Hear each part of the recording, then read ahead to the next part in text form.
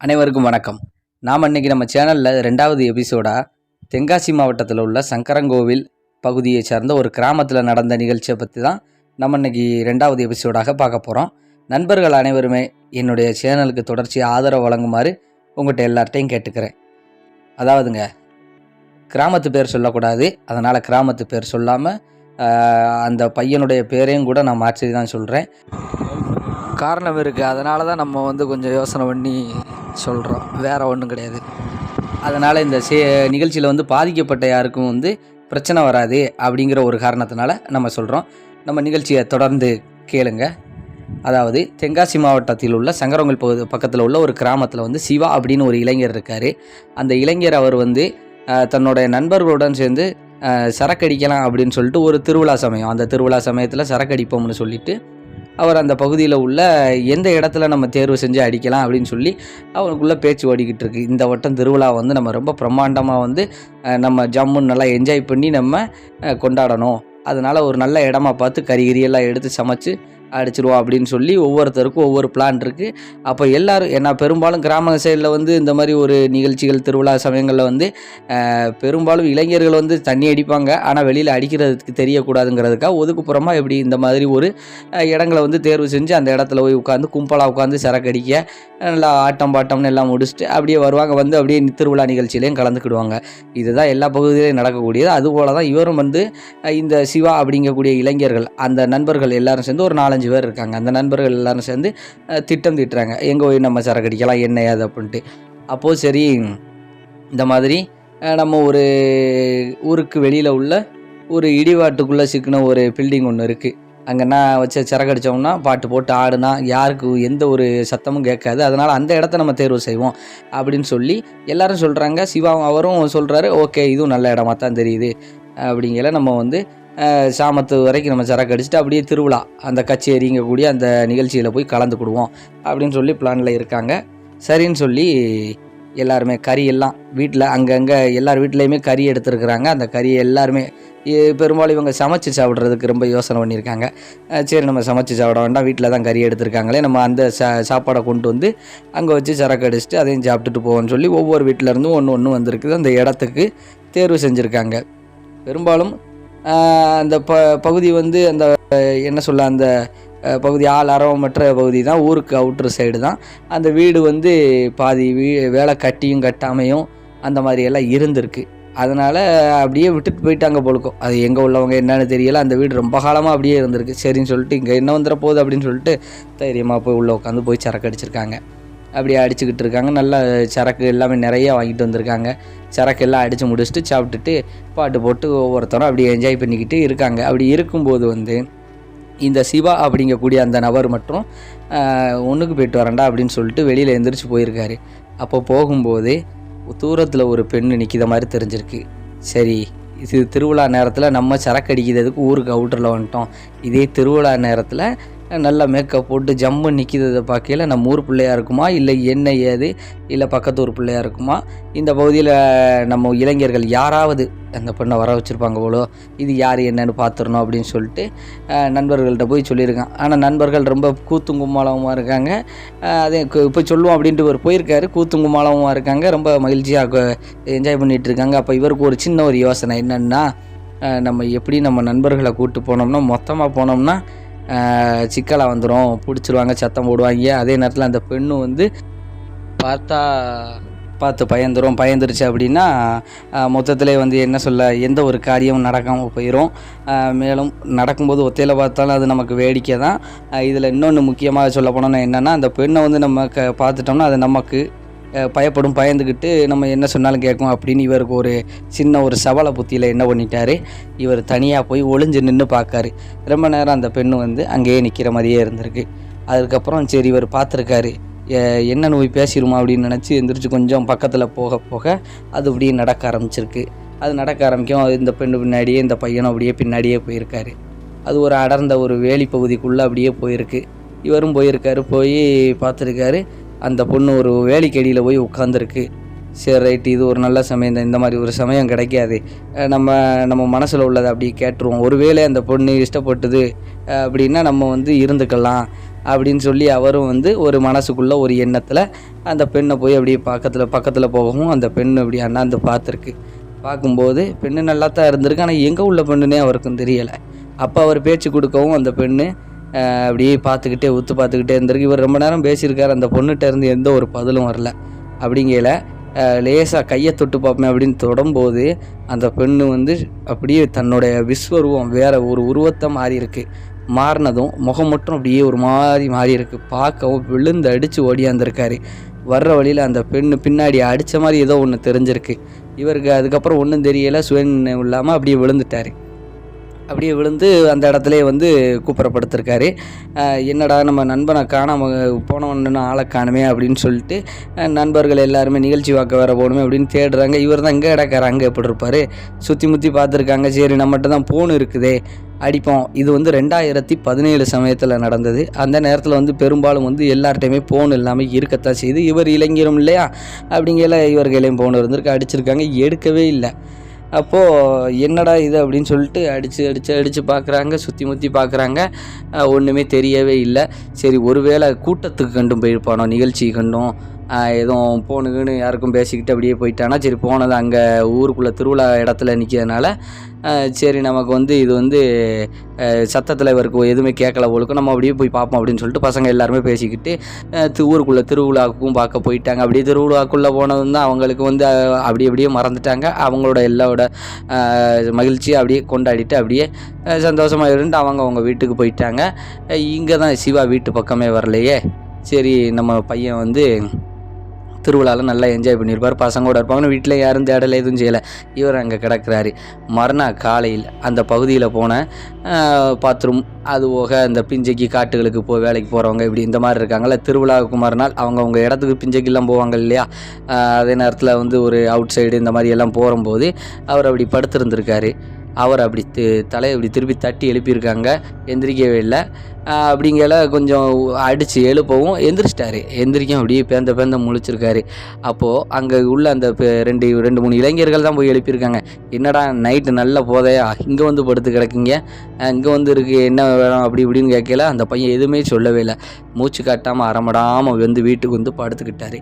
வீட்டுக்குள்ளே வந்து படுத்துக்கிட்டு அப்படியே யோசிச்சுக்கிட்டே இருக்காரு. அவங்க அப்பா அம்மா எல்லாருமே கேட்காங்க, என்ன தம்பி என்னத்த நைட்டு ஃபுல்லாக எங்கே போயிருந்த, திருவிழாவில் கூட்டத்துலேயும் ஒன்றும் சரி வர ஆள் தெரியலை, சரி எங்கே போயிருந்தா அப்படிங்கும். இல்லைம்மா நான் திருவிழாவில் இருந்தேன், என்னை நீங்கள் பார்த்துருக்க மாட்டீங்கன்னு சொல்லிட்டு அப்படியே மறைச்சி ஆள் அப்படியே அதை நினச்சிக்கிட்டே இருந்திருக்காரு.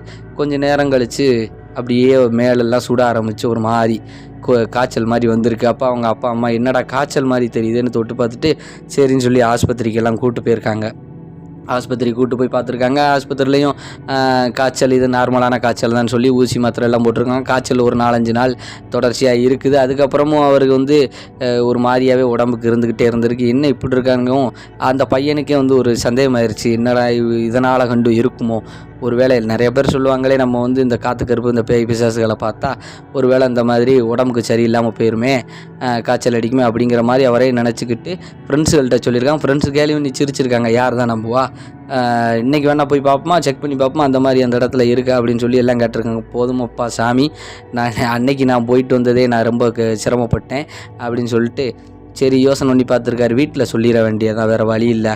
வேறு ஏதாவது நடக்கிறதுக்கு முன்னாடி வீட்டில் சொல்லிடுவோன்னு ஆள் பயந்துக்கிட்டு தாய் தப்புன்னு சொல்ல அவள் அப்பா அம்மாவை நம்பவும் இல்லை அதுக்கப்புறம் சரி பையன் சொல்கிறது ஏதோ உண்மை இருக்கிற மாதிரி தெரியுது, அந்த பகுதியில் வந்து ஏதாவது அசம்பாவிதம் எப்போயாவது நடந்திருக்க வாய்ப்பு இருக்குது, அதனால் நமக்கு கூட தெரியாமல் இருக்கலாம், ஆனால் சரிவர அங்கே யாருக்குமே தெரியலை அந்த மாதிரி ஒரு சம்பவம்லாம் அந்த இடத்துல நடந்திருக்குதா அப்படின்னு சொல்லிட்டு. அதனால் சரி நம்ம பையன் தான் நமக்கு முக்கியம், காய்ச்சல் இன்னும் இப்போ தான் கொஞ்சம் விட்டு வந்துக்கிட்டு தான் இருக்குது, அதனால் நம்ம என்ன பண்ணுவோம், போய் கோயில் குளத்தை கூப்பிட்டு போய் சரி பண்ணி விட்டுருவோம் அப்படின்னு சொல்லிட்டு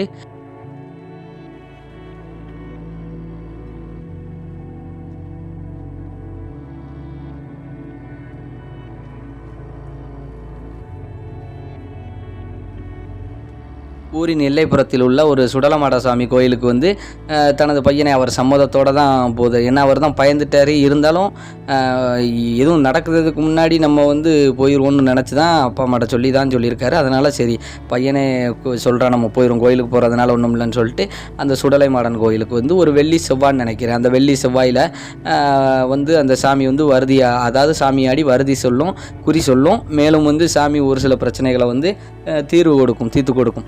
அதனால் வந்து என்ன பண்ணியிருக்காங்க, பையனை கூப்பிட்டுட்டு போயிருக்காங்க. அன்னைக்குன்னு பார்த்து கொஞ்சம் கூட்டம் இருந்திருக்கு, இவங்க காத்துக்கிட்டே இருந்திருக்காங்க.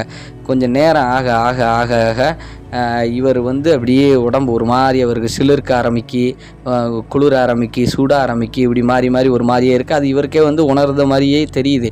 அப்படி இருக்கக்கூடிய நேரங்களில் அந்த சுடலமாடன் வந்து ஒவ்வொரு ஆளுக்கும் கூப்பிட்டு வருதி சொல்லும்போது, திருநீர் போடும்போது வந்து அப்பைக்கப்போ இவர் அப்படியே பார்க்குது. காரணம் என்னென்னா, அவர் சுடலமாடன் மனசில் என்ன நினச்சாருன்னு தெரியலை. ஆனால் இங்கே இவர் அப்பைக்கப்போ பார்க்கல. இவருக்கு அப்படி பார்க்கும்போதெல்லாம் இவருக்கு வந்து உடம்புக்கு என்னவோ மாதிரி அப்படியே செஞ்சுக்கிட்டே இருக்குது. திடீர்னு ஒரு கட்டத்துக்கு மேலே என்ன ஆகி போச்சு, கத்த ஆரம்பிச்சிட்டார். இவர் கத்த ஆரம்பிக்கவும் அப்படியே உடம்பை வில்லாக வளைக்க ஆரம்பிச்சிட்டாரு. உடனேயுமே சுடலமாடன் அப்படி டக்குன்னு அப்படி திரும்பி பார்த்து அவரை நோக்கி வந்திருக்காரு. உடனே அவங்க தாய் தோப்பை வந்து அப்படியே அவர் கையை பிடிச்சிருக்காங்க. கையை பிடிக்கவும் அவர் திமிரிக்கிட்டு வாராரு. எல்லைக்குள்ளே வந்து என் பிள்ளைகிட்ட நீ என்ன விளையாடுற, நீ யார் நீ அப்படின்னு கேட்கும்போது அப்படியே கம்முன்னு இருந்துக்கிட்டே இருந்திருக்கு, முணங்கிக்கிட்டே இருந்திருக்கு.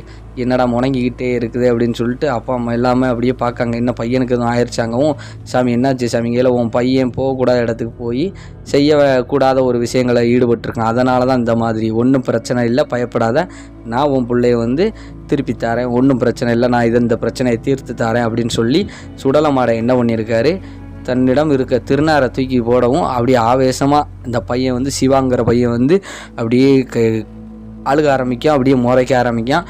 இப்படியே பல்ல கடிச்சிக்கிட்டு இருக்கும்போது சுடலைமாடன் கையில் உள்ள ஒரு சாட்டை கம்பு மாதிரி, சொல்லு நீ யாருன்னு சொல்லு, இந்த இடத்த விட்டு போயிடணும், என் பிள்ளைக்கு நீ ஏன் பிடிச்ச அப்படின்னு கேள அது வந்து உள்ளதை சொல்லிருச்சு. இந்த மாதிரி நான் எங்கேயும் போகல, அது அவன்தான், நான் இருக்குறதுக்கு இடம் இல்லாமல் நான் ஒண்டி பிழைக்கிறதுக்காக அந்த பங்களாக்கு பால் அடைஞ்ச அந்த கோட்டை கிட்ட பங்களா கிட்ட நான் வந்து தங்கி இருந்தேன். நான் வெளியூர், இந்த மாதிரி பக்கத்து ஊர் நானே, அதாவது அந்த ஊருக்கு பக்கத்து ஊர் போலுக்க. இது வந்து கிட்டத்தட்ட அந்த பெண்மணி இறந்து பல வருடங்கள் இருக்கும் போலுக்க. அப்படிங்கிற அந்த பெண்மணி வந்து இருக்கிறதுக்கு இடம் இல்லாமல் அந்த பகுதிக்குள்ள ஆள் அரவ மட்டும் அந்த பகுதிக்கு நான் வந்து இருந்தேன். இங்கே ஒரு 4-5 பேர் சேர்ந்துக்கிட்டு கும்மாளம் கூத்தும் அடிச்சுக்கிட்டு இருக்கனால நான் என்ன பண்ணிட்டேன், உள்ளே வர முடியாமல் நான் வெளியிலே நின்றுக்கிட்டே இருந்தேன். அப்போ நேரத்துக்கு தான் இந்த பையன் என்னை பார்த்தான். இந்த பையன் என்னை பார்த்து இவன் தான் என் பின்னாடியே பின்தொடர்ந்து வந்தான். நான் வேண்டாம்னு சொல்லி, பிரச்சனை வேண்டாம்னு சொல்லி தான் நான் விலகி போனேன். போய் சரி இவங்க எல்லாரும் போயிடட்டும், இவங்ககிட்ட நம்ம எதுவும் வம்பு வச்சுக்கிடக்கூடாது, நம்ம யாருக்கும் இருக்க தெரியாமல் இருக்கணும்னு சொல்லி தான் நான் இருந்தேன். இந்த பையன் தான் என்னை பின்னாடியே பின்தொடர்ந்து வந்து என் கையை பிடிச்சிட்டான். எனக்கு கோவம் வந்துருச்சு. நான் தான் இந்த பையனை விரட்டினேன். ஓடுனா எனக்கு வந்து இப்படியே இவனை விரட்டி விட்டுட்டோம் அப்படின்னா இவங்க எல்லாரும் ஓடிடுவாங்கங்கிற ஒரு எண்ணத்தில் நான் அடிச்சிட்டேன். அடிக்கவும் இந்த பையன் மயங்கிட்டான். என்னை விட்டுருங்க, நான் எந்த ஒரு பிரச்சனையும் நான் பண்ண மாட்டேன், இனி நான் வரமாட்டேன், என்னை அந்த கோட்டை பகுதியை மட்டும் விட்டுருங்க, நான் இந்த ஊர் எல்லையிலே நான் இருந்துக்கிறேன், இந்த பக்கமே வரமாட்டேன் அப்படிங்கவும் சுடலமாடனும் ஏற்றுக்கிட்டாரு. சரின்னு சொல்லி தின்னார் போட்டு விட்டு நான் உன்னை அனுப்பி விட்டுருதான் போயிடணும், யாருக்கு எந்த தொந்தரவு இருக்கக்கூடாதுன்னு சொல்லவும் அந்த பையன் வயலே இவ்வளவும் சொல்லுது. இவங்க தாய் தப்பா அப்படியே மிரண்டாங்க. ஆடா பாவி, இந்த ஒரு கூத்து வேற பண்ணிட்டு வந்திருக்கியா, இங்கே சாமி விரட்டி விடட்டும், நீ கொஞ்சம் இயல்பு நிலைக்கு வா, அடுத்து உனக்கு கதை வச்சுக்கிறேன்னு தாய் தப்பை மனசுக்குள்ளே நினச்சிக்கிட்டாங்க. கடைசி என்ன ஆகி போச்சுன்னா திருநார் போட்டு எல்லாம் விரட்டி விட்டு 2 வெள்ளி செவ்வாய்க்கு நீங்கள் இந்த கோயிலுக்கு தொடர்ச்சியாக வாங்க, பையன் அதெல்லாம் சரியாக வருவான் அப்படின்னு சாமி சொல்லியிருக்கு. அதுக்கப்புறம் இயல்பு நிலைக்கு அந்த சிவாங்கிற இளைஞர் வந்து திரும்பி இருந்திருக்காரு. அதுக்கப்புறம் வீட்டுக்கு என்ன மற்றபடி கூட்டு போய் தாய் தப்பையும் குளிப்பாட்டி விட்டுருக்காங்க. இந்த நிகழ்ச்சியை சிவா அப்படிங்கக்கூடியவர் வந்து நமது நண்பர் தான். அவர் ரொம்ப நாளாக சொல்லிக்கிட்டு இருந்தார், சரி நம்ம இந்த புதுசாக நம்ம சேனல் வச்சுருக்கோம், நம்ம போடுவோம் அப்படின்னு சொல்லி இதில் போட்டிருக்கேங்க. மேலும் வந்து இந்த நிகழ்ச்சி உங்களுக்கு பிடிச்சிருந்துச்சி அப்படின்னா கட்டாயம் அனைவருமே, நண்பர்கள் அனைவரும் இதை சப்ஸ்கிரைப் பண்ணுங்கள். மேலும் ஒரு செய்திங்க, அதாவது ஊரில் இறந்தவர்களோ இல்லை எங்கோ இருந்து கூட ஆன்மாக்கள் வந்து தனக்கான இடங்களை தேடி வந்து தங்கிரும். மனிதர்கள் நடமாட்டம் இல்லாத பகுதியில் வந்து தங்கிரும். ஆனால் நம்ம பசங்க இளைஞர்கள் என்ன பண்ணுறாங்கன்னா, அது ஒரு சின்ன சின்ன தப்பு தண்டா வேலைகள் பார்ப்பதற்காக எங்கடா இடம் கிடைக்குதுன்னு சொல்லி அலைஞ்சு திரிஞ்சு இது மாதிரி போய் வம்புல மாட்டிக்கிறதும் நிறைய நடந்துக்கிட்டு இருக்குது.